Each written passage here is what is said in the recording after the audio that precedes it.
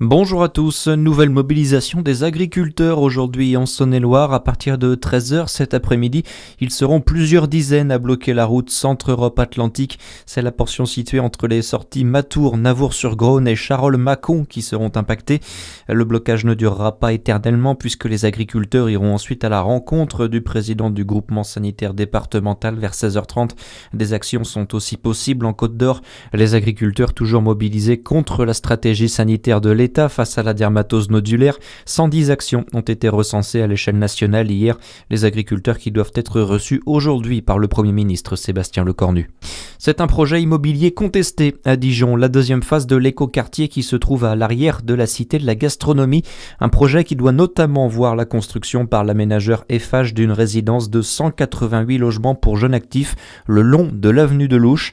Le permis de construire a été accepté par la métropole en septembre et depuis certains habitants s'inquiètent pour leur cadre de vie, Anna Granger. Pour leur cadre de vie, oui, mais aussi pour l'environnement, puisque le projet immobilier d'Eiffage se situerait en bordure de Louche, dans un quartier très densément peuplé. Selon les mots du mouvement citoyen Dijon Avenir, le mouvement annonce soutenir une association locale qui porte une alternative à ce projet immobilier, à savoir la renaturation de 2 hectares qui s'inscrirait dans le plan de reconquête végétale de Dijon Avenir.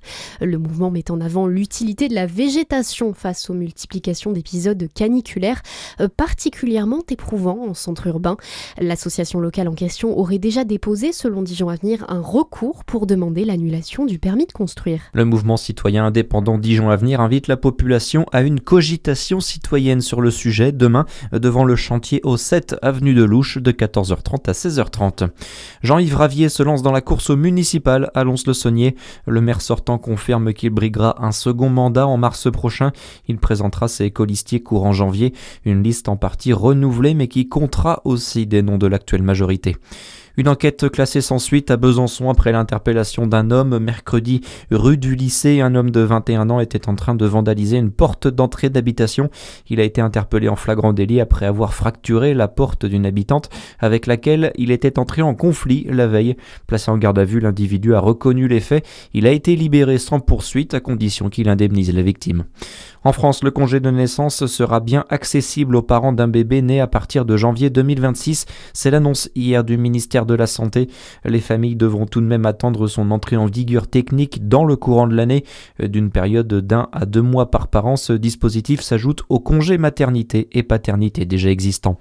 Et puis vous avez rendez-vous avec du handball. Ce soir, le DMH se déplace à Célestat à 20h30. Les Dijonnais qui peuvent prendre leur distance avec le bas de tableau en cas de victoire en Alsace. Bonne journée à tous sur Fréquence Plus. À suivre, c'est votre météo.